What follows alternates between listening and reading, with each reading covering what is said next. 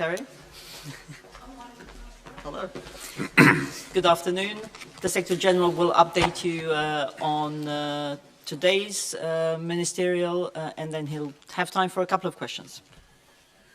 Good afternoon. Defense ministers met today in the nuclear planning group. Our security environment continues to deteriorate, so our consultations are essential to ensure that NATO remains a credible nuclear alliance as long as nuclear weapons exist, to preserve peace, prevent coercion and deter aggression. Today, allies also signed an agreement to establish a NATO Innovation Fund. I expect this fund to invest €1 billion with innovators across the alliance working on emerging and disruptive technologies. New technologies are reshaping our world and our security. NATO's new Innovation Fund will ensure allies do not miss out on the latest technology and capabilities that will be critical to our security. The NATO Innovation Fund is one part of a bigger picture. In tandem, NATO is building a defense innovation accelerator for the North Atlantic, what we call Diana. As part of Diana, allies are committed to provide a network of technology test centers and accelerator sites across the alliance to better harness civilian innovation for our security and strengthen the technological bond between Europe and North America. We need to ensure that allies are able to operate the different technologies seamlessly between their forces and with each other. At this ministerial, we also took another important decision for NATO's adaptation. Allies have agreed our first artificial intelligence strategy. It will set standards for responsible use of artificial intelligence in accordance with international law. Outline how we will accelerate the adoption of artificial intelligence in what we do, set out how we will protect this technology and address the threats posed by the use of artificial intelligence by adversaries. We also met our close partners Finland and Sweden and the European Union. NATO-EU cooperation has already reached unprecedented levels. In cyberspace, we exchange information on threats and vulnerabilities in real time. In the Aegean Sea, our maritime mission works with the EU to implement their agreement with Turkey. And in Kosovo, NATO troops stand shoulder to shoulder with the EU diplomats to bring peace and stability to the region. I hope to strengthen our cooperation in other areas such as military mobility, resilience, emerging and disruptive technologies, and the security impact of climate change. I look forward to a new joint declaration on NATO-EU relations, which will set out areas for future cooperation. We must ensure that our approach to security remains coherent. I welcome the EU's increased efforts on defense. NATO has been calling on European allies to invest more and provide more high-end capabilities for many years. But these efforts should not duplicate NATO. What is needed is more capabilities, not new structures. Our transatlantic alliance remains the bedrock for our security, and Europe and North America will continue to stand strong together in NATO as we face a more competitive world. And with that, I'm ready to take your questions. Okay, we'll go to the middle of the third row, AFP, I think.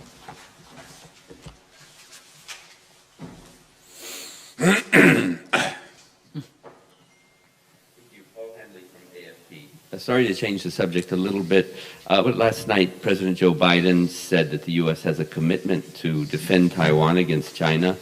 Are your members concerned that NATO could be dragged into a conflict at the U.S. based on a U.S. commitment like that? Also, I will not speculate about hypothetical situation. I think what is important now is to reduce tensions in the area. And if I started to speculate, I think I actually will contribute to the opposite. So we should solve all disputes and differences and disagreements in the region by political and diplomatic means. Vege? Thank you. Mrs. Secretary General, you said yesterday that Norway's new approach to enter meetings on the nuclear ban treaty, they would be addressed in this meeting. So what can you tell us?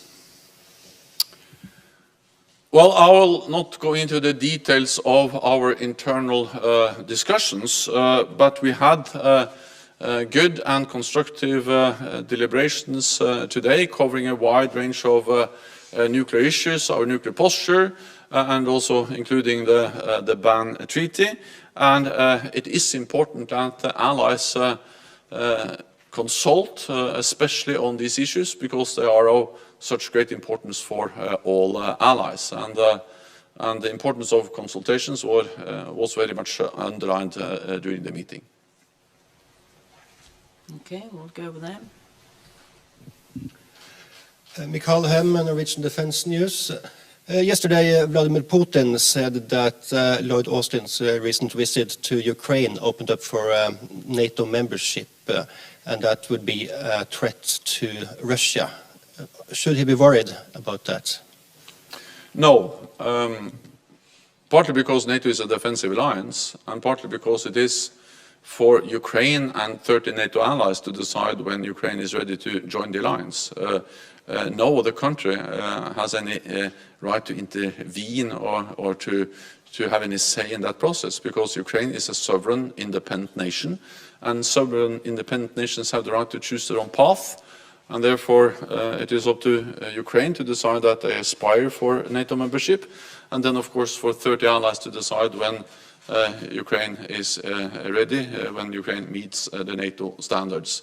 So the enlargement of NATO over the last decades have actually contributed to peace, stability throughout Europe, and therefore there is no way that Russia should be afraid of or have any right to try to veto or to stop any sovereign nation for joining from joining the alliance. Okay, NPR Deutsche Welle. Hi, thank you very much, Terry Schultz. Was there talk about Turkey's possible threat to buy fighter jets from Russia being cut off now by the U.S. over the S-400 program? And I mean, how much concern does this cause you, even if that wasn't specifically discussed here, that not only did Turkey not turn away from the S-400 deal, but that it may be looking toward Moscow for even more armaments? Thanks. So this was not an issue discussed in this meeting. I have and NATO allies have many times underlined that, of course, defense procurements are national decisions. What matters for NATO is that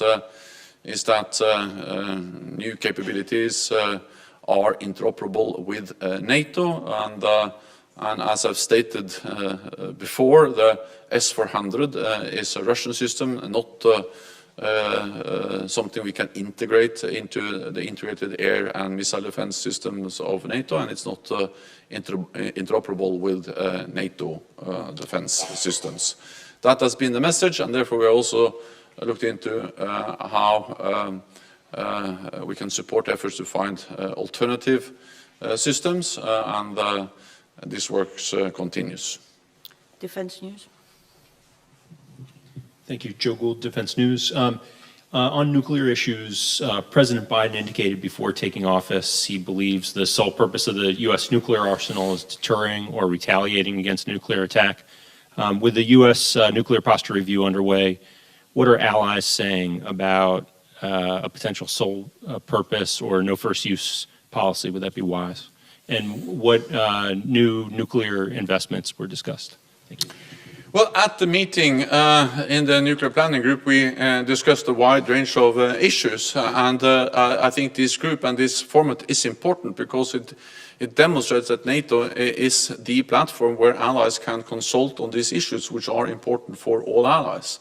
And declaratory policies and the U.S. nuclear policy review, of course, matters for the United States, but it matters also for all allies, for the whole alliance. And that's exactly why we need to consult, and that was the main message on all these issues, that we need to consult, we need to to develop common positions and speak with one voice, because what matters is that we remain strong and united on all issues, but especially when it comes to nuclear issues. So allies welcomed that Secretary Austin updated and consulted with allies on this issue. And I also know that Secretary Austin will be here after me, so of course he can then say more about what he said. But allies agreed, and we welcome that we will continue to consult on a wide range of issues, including the nuclear posture review. Süddeutsche Zeitung. Secretary General, a quick follow-up on that from a German perspective. Two of the three parties that are currently negotiating to form a government have in the past called for the withdrawal of used tactical nuclear weapons from German soil. The third party, the Liberals, had a foreign minister 10 years ago who already tried to do this once. What effect would it have if the German government the new German government would call on the withdrawal of used tactical nuclear weapons from Germany? As it's not for me to go into those negotiations, but what I can say is that the nuclear sharing arrangements in NATO, they are important for the whole alliance, and especially for European allies, because that is a way to ensure that we all are part of NATO's nuclear deterrence, that European allies have a say, that they sit around the same table and are able to also take responsibility, but also have a say when it comes to how to develop NATO's nuclear deterrence. NATO's goal is a world without nuclear weapons. But as long as other countries retain their nuclear weapons, we will remain a nuclear alliance. Because we don't believe that a world where Russia, China, and countries like North Korea have nuclear weapons, and we do not, is a safer world.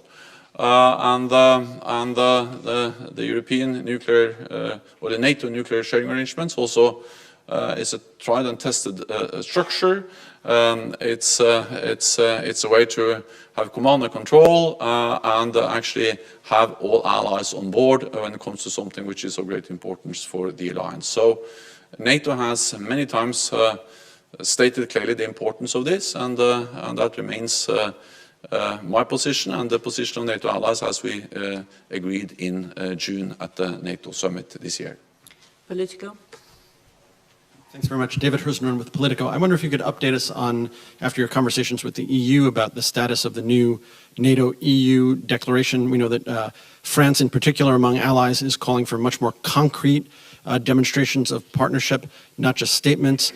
At the same time, you mentioned the importance of the nuclear planning group, and we know that France does not participate in the nuclear planning group, and yet is now the only EU nation with a nuclear arsenal. So does that diminish the value that you see in the nuclear planning group? Thank you. No, the nuclear planning group remains important, and it's a French decision to not be part of that, and they have not been part of that for many, many years. So that has not changed. We have 3 nuclear powers in NATO.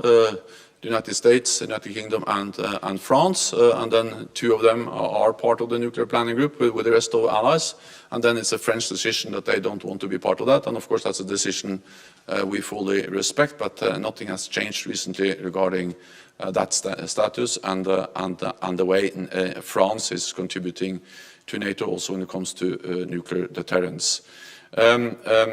I think it is very important that we now are working on a 3rd joint declaration between NATO and the European Union. I had the privilege of agreeing to the 2 previous declarations with President Juncker and President Tusk back in 2016 and 2018. And I welcome now this opportunity to also work with on a new or 3rd joint declaration with President Ursula von der Leyen and President Charles Michel.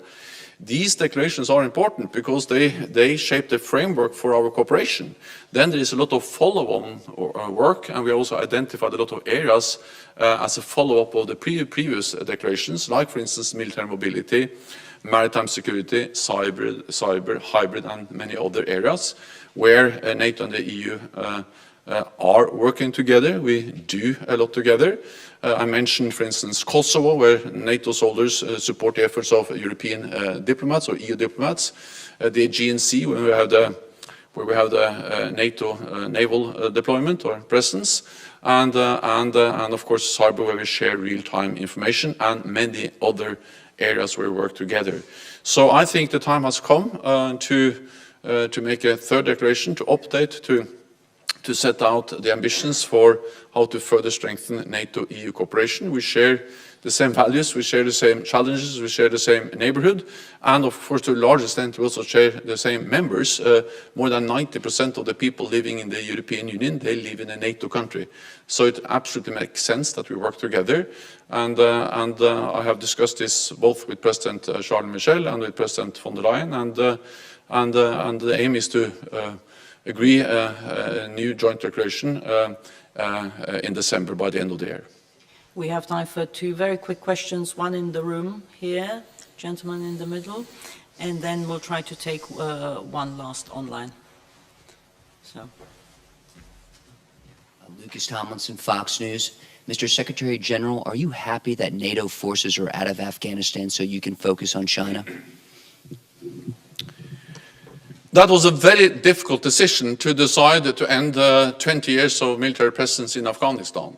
But we made it together after extensive consultations. The alternative was to continue to stay in an open-ended military mission and risking more violence, more casualties, and also most likely we would have been forced to increase the number of NATO troops. Then, of course, what has happened in Afghanistan is a tragedy for the Afghan people.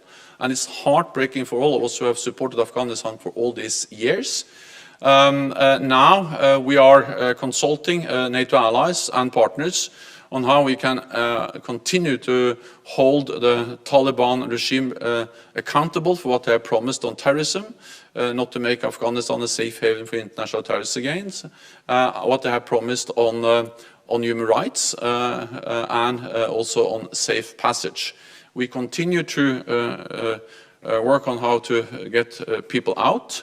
NATO allies, of course the United States, but also other NATO allies, were able to evacuate more than 120,000 people. NATO played a key role with our civilian presence at the airport, coordinating efforts.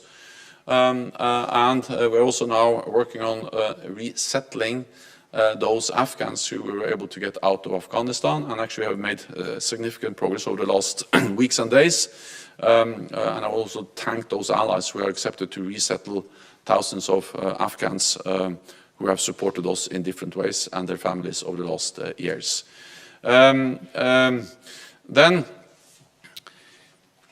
what we have seen in NATO over the last years is actually a fundamental shift, where we are now refocusing our efforts on collective defense to respond to a more competitive world, state-to-state rivalry, and that of course includes the rise of China, which is fundamentally changing the global balance of power. And in parallel with that, we have gradually reduced the resources, the soldiers, the personnel we have in missions beyond our borders, like for instance Afghanistan. But this actually started before the latest decision to end our mission, because not so many years ago we had more than 140,000 troops in Afghanistan. Then a year ago it was like around 10,000, and now it's 0. So there has been a development over at least since 2014, where we have significantly increased our military presence, readiness in Europe, with the new battle groups in the eastern part of the alliance. We're tripling the size of the NATO response force to more than 40,000, increasing defense spending by all allies, all European allies and Canada, and investing in high-end military capabilities, collective defense, investing in technology, resilience, the new innovation fund we established today. All of this is part of a broader fundamental shift of the alliance, where we focus more and put more efforts into collective defense to respond to a more competitive and more dangerous world. And that's exactly why NATO is changing, because the world is changing. One very quick, I'm sorry, we have one very final question online from Radio Television of Montenegro. Ivan Mijanovic. Thank you very much. Actually, I have a question about alleged mistrust in Montenegro as a NATO partner.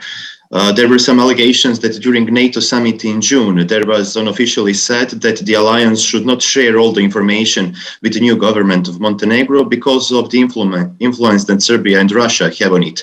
So could you confirm this? Were there any concerns about information sharing with Montenegro? Thank you very much.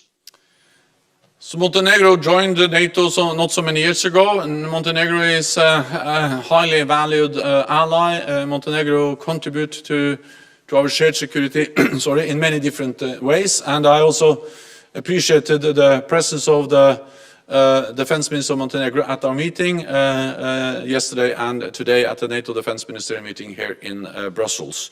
NATO has very strict security protocols on, for instance, sharing of information. I cannot go into the details about these protocols, but I can just assure that we are able to share information in a secure and safe way. Thank you very much. This concludes this press conference. Have a good afternoon. Thank you. Thank you.